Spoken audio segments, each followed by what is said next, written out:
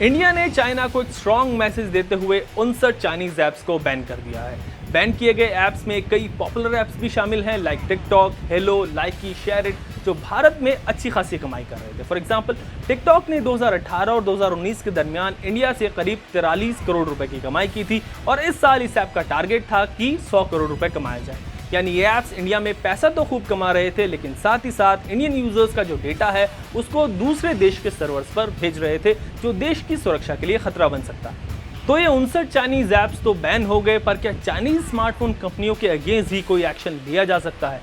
ये सवाल इसलिए क्योंकि बैन की गई 59 चाइनीज ऐप्स में से इंडिया में सबसे ज्यादा स्मार्टफोन बेचने वाली कंपनी Xiaomi के भी 2 ऐप्स शामिल हैं। मी कम्युनिटी, जिसको प्ले स्टोर से 1 करोड़ से ज्यादा बार डाउनलोड किया गया था, और दूसरा ऐप है MI वीडियो कॉल Xiaomi। तो आज के इस टेक टॉक वीडियो में इसी पर बात करेंगे और जानेंगे कि क्या इंडिया में चाइनीज स्मार्टफोन ऐसे ही बिकते रहेंगे या फिर ये भी सरकार के रडार पर आ सकते हैं। चलिए सबसे पहले जानते हैं कि चाइनीज स्मार्टफोन कंपनी इंडिया में करती क्या है। मतलब स्मार्टफोन्स ही बेचती है और उनसे पैसे कमाती हैं, लेकिन इंडियन मार्केट में इनकी कितनी हिस्सेदारी है, इस पर बात करते हैं। तो इंडिया की स्मार्टफोन मार्केट करीब 2 लाख करोड़ की है और इस 2 लाख करोड़ रुपए की मार्केट में 70% से ज्यादा मार्केट शेयर चाइनीज कंपनियों का है। यानी इंडिया में बिकने वाले हर 1000 स्मार्टफोन्स में से 700 से ज्यादा स्मार्टफोन्स चाइनीज कंपनियों के होते हैं। काउंटर पॉइंट की एक रिपोर्ट के मुताबिक 30% मार्केट शेयर के साथ Xiaomi इंडिया में नंबर 1 स्मार्टफोन सेलर है। दूसरे नंबर पर Vivo है, फिर Samsung और उसके बाद Realme और फिर Oppo। वैसे Vivo, Oppo, Realme और OnePlus ये सब चाइनीज कंपनी BBK इलेक्ट्रॉनिक्स के पार्ट हैं, उसी के अंदर आते हैं। तो आप सिर्फ ये समझिए कि चाइना की सिर्फ 2 कंपनियां Xiaomi और BBK इलेक्ट्रॉनिक्स के पास इंडियन स्मार्टफोन मार्केट की 70% हिस्सेदारी है, विच इज ह्यूज। तो क्या चाइनीज स्मार्टफोन जो इंडिया के घर घर में मौजूद है उनको बैन किया जा सकता है? वेल, इसका जवाब यस या नो में देना थोड़ा मुश्किल है। कंट्रीज के अपने ट्रेड रिलेशंस होते हैं, कुछ एग्रीमेंट्स होते हैं और उनको ध्यान में रखकर ही ये किया जा सकता है।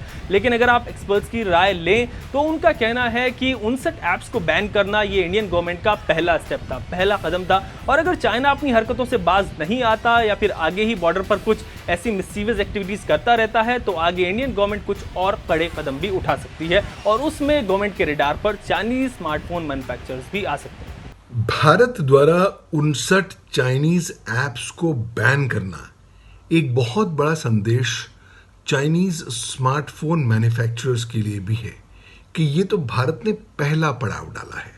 अगले पड़ाव में क्या होने वाला है इसका कोई भी अनुमान नहीं लगाया जा सकता। और जिस तरीके से अब भारत और चीन के बीच में जो संबंध हैं उसमें ज़्यादा मिठास नहीं रही, तो संभावित तौर पर भारत कुछ और एक्शन भी कॉन्टेम्पलेट कर सकता है जिसके माध्यम से जो चाइनीज स्मार्टफोन हो वो या तो भारत में बिके ना या उनकी बिक्री पर कुछ और अंकुश लगाया जा सके। बैन हुए 59 ऐप्स की लिस्ट में Xiaomi के 2 ऐप्स पर भी साइबर एक्सपर्ट्स का कहना है कि वैसे तो ये ऐप्स बैन हो चुके हैं, लेकिन अगर कंपनी अपने स्मार्टफोन में इन ऐप्स को एज इनबिल्ट ऐप प्रोवाइड करती है तो सरकार कंपनी को कहेगी कि वो इन ऐप्स को अपने फोन से हटा ले। अगर 59 ऐप्स में कोई ऐसे ऐप हैं जो स्मार्टफोन मैन्युफैक्चरर कंपनी अपने स्मार्टफोन में इनबिल्ट बना के बेच रही है तो वो ऐप्स भी इस ब्लॉकिंग ऑर्डर के तहत आते हैं और दायित्व उस कंपनी का होगा कि वो इस ऐप्स को या तो डिसेबल करे और या इंश्योर करे कि इस तरह की बिक्री हो ना। अगर फ्रेश स्मार्टफोन्स आ रहे हैं बेचने के लिए भारतवर्ष में तो भारतीय सरकार इंसिस्ट कर सकती है कि उन स्मार्टफोन्स की बिक्री से पहले उनके अंतर्गत जो प्री इंस्टॉल्ड ऐप्स हैं और वो अगर वो प्री इंस्टॉल्ड ऐप्स उन 59 ब्लॉक्ड ऐप्स में से हैं तो उनको भी पहले ब्लॉक किया जाए, उससे पहले की बिक्री हो सके। वेल, तो इंडिया में अभी चाइनीज स्मार्टफोन्स जैसे बिकते आए हैं शायद वैसे ही बिकते रहेंगे, लेकिन आगे क्या होगा it depends upon India China relations and the ongoing LAC dispute. वैसे आत्मनिर्भर बनने की PM मोदी की कॉल से समझ आ जाना चाहिए कि आगे इंडिया किस डायरेक्शन में चलने वाला है। आपकी चाइनीज स्मार्टफोन कंपनियों पर क्या राय है, आप इनके बारे में क्या सोचते हैं, ये मुझे हमारे कमेंट सेक्शन में जरूर बताएं और लेटेस्ट न्यूज़ एंड अपडेट्स के लिए देखते रहें ABP अनकर। ABP न्यूज आपको रखे आगे।